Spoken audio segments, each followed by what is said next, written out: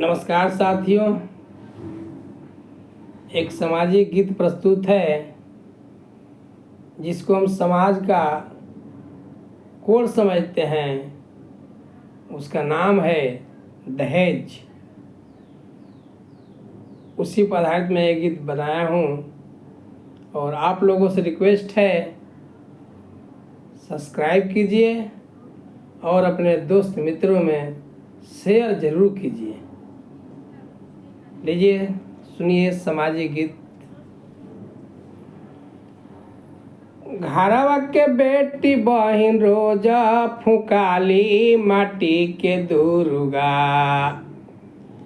घरवा के बेटी बहिन रोजा फुकाली माटी के दुर्गा। जगह जगह पुजाली माटी के दुर्गा। जगह जगह पुजाली माटी के दुर्गा। घरवा के बेटी बहिन रोजा पिटाली मराली माटी के दुर्गा। जगह जगह पुजाली माटी के दुर्गा। और क्या कहे के आजाद बानी कहाँ बा आजादी। कहे के आजाद बानी कहाँ बा आजादी। दिनो दिन होत बाटे देख बर्बादी। दिनो दिन होत बाटे देख बर्बादी।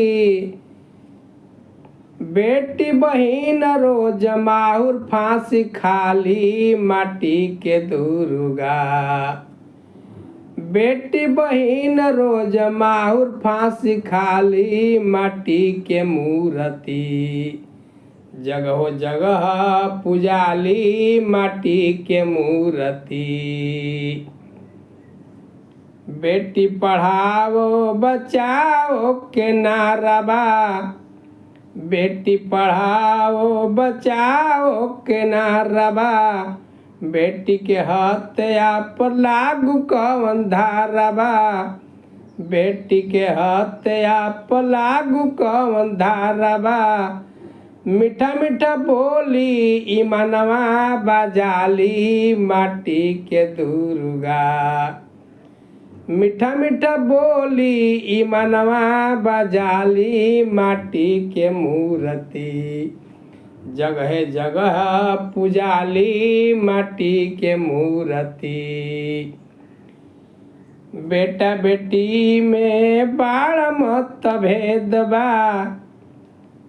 बेटा बेटी में बाड़ मत भेद बा। तिलक दहेज देख बाड़ा होता खेद बा। तिलक दहेज देख बाड़ा होता खेद बा। पैसा खाती काट फेंकस नाली नाला माटी के दुर्गा। पैसा खाती फेंकस काट नाला नाली माटी के मूर्ति। रोज सगरो पुजाली माटी के मूर्ति। शिक्षित समाज कहे के नाम बा। शिक्षित समाज कहे के नाम बा। गरीब खातिर होत कौन काम बा। गरीबन खातिर होत कौन काम बा। मदन पर गावे गीत समाज वाली माटी के मूर्ति। मदन पर गावे गीत समाज वाली माटी के मूर्ति।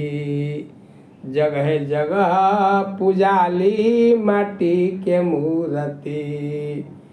घरवा के बेटी बहिन रोजा फुकाली पिटाली माटी के मूर्ति। घरवा के बेटी बहिन रोजा फुकाली पिटाली माटी के मूर्ति। जगह जगह पुजाली माटी के मूर्ति। जगह जगह पुजाली माटी के मूर्ति। जय भारत माता की। जनहित में जारी। जय हिंद।